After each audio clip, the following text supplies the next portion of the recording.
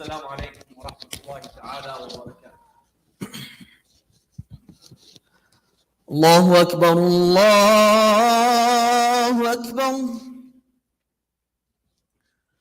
الله أكبر الله أكبر. أشهد أن لا إله إلا الله.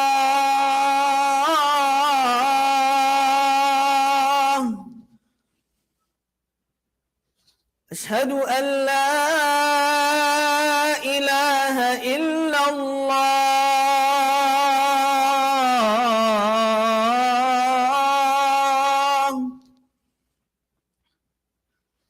أشهد أن محمدًا رسول الله.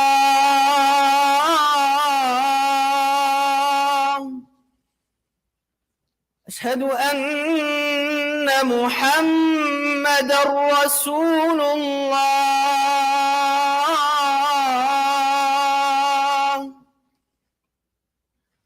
حي على الصلاة.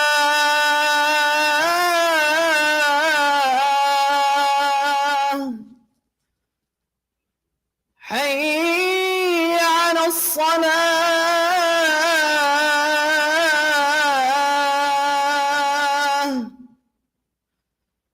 حي على الفلاح.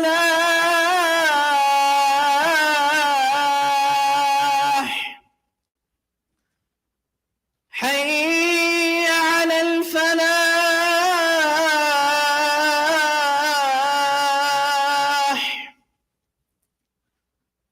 الله أكبر الله أكبر. لا إله إلا الله.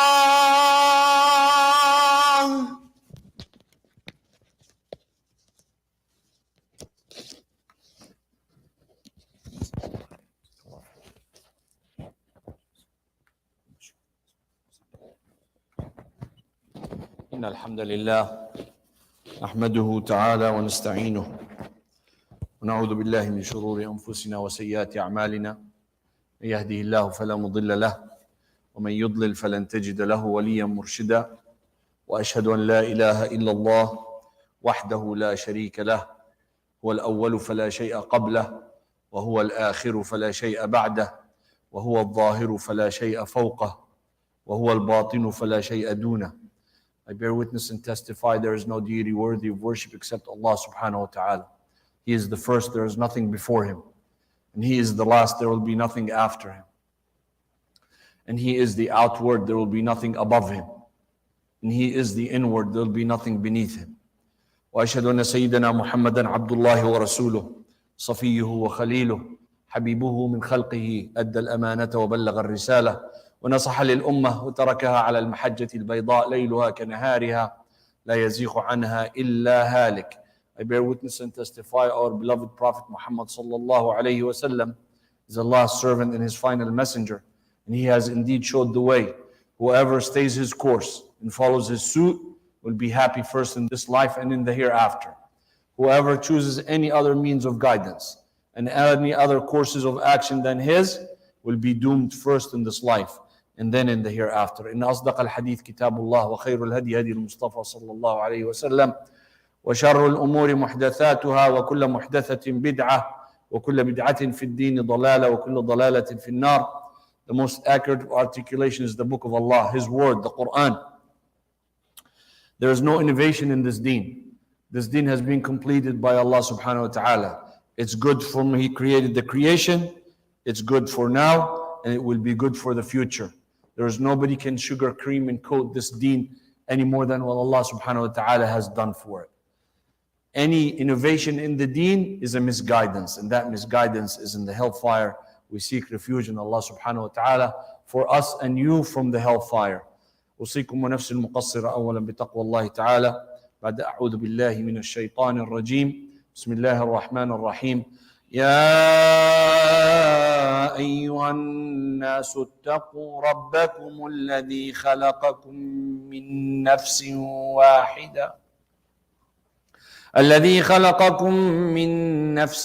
واحدة وبث منهما رجالا كثيرا ونساء واتقوا الله الذي تساءلون به والأرحام إن الله كان عليكم رقيبا يا أيها الذين آمنوا اتقوا الله حق تقاته ولا تموتن إلا وأنتم مسلمون. My dear respected elders, brothers and sisters in Islam, and dear youth in the audience, Assalamu alaikum wa rahmatullahi ta'ala wa barakatuh. Allah has a plan for you, and we are within Allah's plan.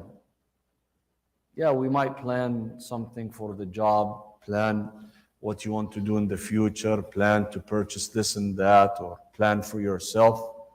But that planning of yours and mine is still within the plan of Allah subhanahu wa ta'ala. If your plan does not match the plan of Allah subhanahu wa ta'ala, it's not happening. It's not going to happen. And then what you need to do is rest assured, because your plan didn't happen, that was the best thing for you from Allah. So today I'm speaking to Muslims and believers. I can't talk this talk to people that don't believe in Allah, or don't believe in God, or don't believe in fate and destiny. But I'm talking to Muslims, to you.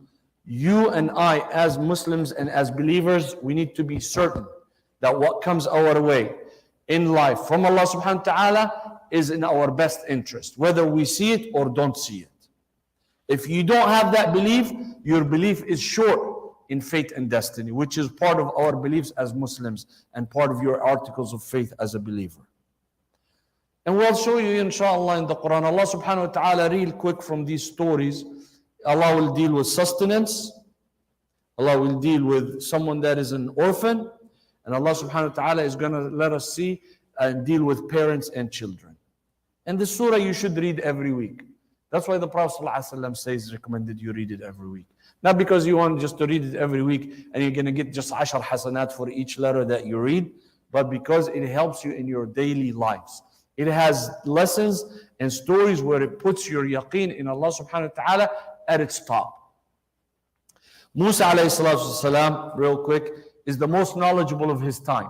Prophet Musa and Messenger Musa alayhi salatu wasalam is most knowledgeable. By the way, the Torah in volume that came from Allah subhanahu wa ta'ala for Musa alayhi salatu wasalam is a lot larger than the Quran. Huge volumes for what Musa alayhi salatu wasalam received from Allah in revelation. So he is just trying to say he's the most knowledgeable of his time.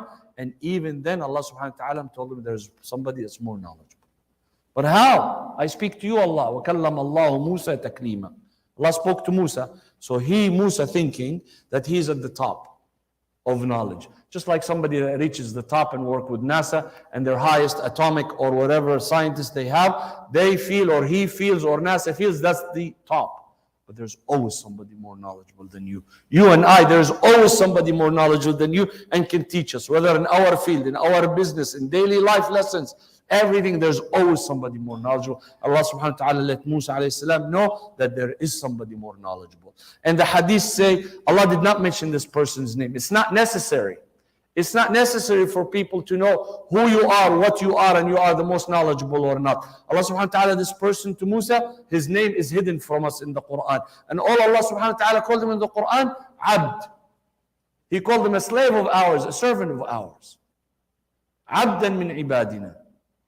Allamnahu. Allah subhanahu wa ta'ala, Allah have given him this knowledge, a special knowledge for this person, to accomplish certain things on earth that the wisdom of it people don't see. We would not have seen it either, except that Allah told us what's the wisdom behind it and explained. Anyway, Musa went to this person, and in the hadith it says Khadr. Again, the name is not necessary. It doesn't benefit us the least to know what's the name of the person that was more knowledgeable than Musa alayhi salatu wassalam. All we know that he has ilmun ladunni. He has ilm from Allah subhanahu wa ta'ala, straight from Allah, to do and take certain actions that commanded by Allah subhanahu wa ta'ala. On anyhow, Musa asked him, let me follow you. He gave him a few conditions. He said, yes, you follow me, I will teach you. Finally accepted. He said, you will not be able to bear. لن تستطيع معي صبرا. You won't be able to bear what you see, what I'm going to do. He said, ستجدني إن شاء الله صابرا. I will be, by the will of Allah, be patient with. I will be patient and wait. He said, okay, don't ask me anything. Whatever I do, don't ask me. حتى أحدث لك منه ذكرى. I will tell you. Until I speak to you, you don't say anything, Musa. As we know, Musa is a little bit also, and I will say, we have to give the respect, a little bit of hothead. Sayyidina Musa alayhi salatu wasalam is a little bit of anxious and also want the haqq all the time, even by force. That he grabbed his brother. Do you remember in the story? He grabs his brother by the beard and pulls him towards him. Why you let the people of Israel go away from me? And so he's always someone that is, wants to do even by power. He wants the haqq though. And anyhow, he said, don't ask me, I will tell you. He said, agreed. فانطلقا. Here comes what we need. فانطلقا حتى إذا ركبا في السفينة خرقها. They got into a ship. They want to move from one side of the river to another side of the river. And they found somebody that will take them, that will let them ride with them. But as soon as he got into the ship, he put a hole in it to sink it. You don't do that. لقد Musa, again, like he told him, he couldn't bear. He said, لَقَدْ جِئْتَ شَيْئًا إِمْرًا. What you have done, nobody does. These people were nice to us. We asked them to give us a ride from one side to the other. And what you did is put a hole in their ship. Like just somebody you ask for a ride, your friend takes you for a ride, and then you break his car before you break the glass. He just did something good to you. But you are sinking their ship. These are people, what are you doing? He said, أَلَمْ أَقُلْ إِنَّكَ لَن تَسْتَطِيعَ مَعِي صَبْرًا. I told you will not be able to bear. He said, I'm very sorry. I forgot the condition. فَانْطَلَقَا. Now they moved on again. He didn't tell him why. We will come to that. But stay with me and keep the story in your mind. We'll come back to it. Now فَانْطَلَقَا حَتَّى إِذَا لَقِيَا غُلَامًا فَقَتَلَهُ. They move on. He sees a kid, ghulam, 7 to 10 years old. He kills him. Musa said, no way. What you just have committed, لَقَدْ قَتَلْ نَفْسًا بِغَيْرِ حَقٍّ. You have killed another soul with no right do. Didn't do anything. This is just a kid. People don't do that. لَقَدْ جِئْتَ شَيْئًا نُكْرًا. People across the globe, people don't do that. Even in war, people don't kill children in war. They stay away from women in war. And what you just did is killed this young, innocent, playing young man, young boy, ghulam. Now the teacher, he said, I told you. Now he becomes firm with him. He said, I told you. The last time he said, I said that you're not going to be patient. He said, Alam aqul laka. I told you, Musa, you will not be patient. He said, Khalas. If I ask you anything after this, we'll separate. Now Musa put the condition. He wants him to accept his apologies. Again, he didn't tell him. Now pay attention with me. These people were nice in the ship. He was mean to them. He ruined their ship. They were nice to him and they ruined the ship. Lesson for you is that you can be nice to somebody, but they might return the favor in the bad way. It's okay. It's okay. That happens in life. You can be nice to someone and then they return the favor by not being nice. Now, the kid didn't do anything to him and he didn't hurt him in the way, or was nice to him, but he still killed him. Now the third story. فانطلقا حتى إذا أتيا أهل قرية استطعما أهلها فأبوا أن يضيفوهما فوجدا فيها جدارا يريد أن ينقض فأقام. Now they moved on, they're traveling and they're tired, they asked the people of this village to feed them. Give me some water, give me some food. All of us in here, if we see someone in need and knock our door, we will open the door and at minimum give them food and water when they ask. Each one, that's known. People do that. Now the people of this village refused. أهلها كلها, everyone in the village refused to give them anything. No food, no water, although they're tired, although they're guests, although they're visiting your village. They said, no, there's nothing to you. What happened now? There was a monument in the town. There was a wall in the town that is ruined and about to fall, missing some bricks, and it's fixing to fall completely. What he did for them is he fixed this wall for them so their village looks nice and the wall looks nice again. He fixed it up and everything. Now this is the third one. They were mean to them and they were mean to Al-Khadr, and now Al-Khadr in return was nice. It doesn't make sense, the stories. One were nice to you, you returned the favor by being bad. One didn't do anything to you, neither nice nor good, but you killed him. And one now they were mean to you, but you returned the favor with doing good stuff. So, Musa said, you could have at least, you can fix it, but ask for some money. لو شئت لاتخذت علي, ask for some money so we can buy something from them to eat and drink. He said, خلاص هذا فراق بيني وبينك. You go your way, I'll go my way. Al-Khadr told Musa, سأنبئك بتأويل ما لم تستطع عليه صبرا. I'm going to tell you what you could not bear to. أما السفينة, now we're talking about sustenance. These stories happen to you and I in everyday life. You want a certain job, but it doesn't come your way. Your business, so you lose something in it, and you lose it. And then the first thing we do, we start blaming Allah. Allah, I pray 5 times a day. You did not answer my dua. That's the first thing we do. Oh, my kid got in an accident, he was killed.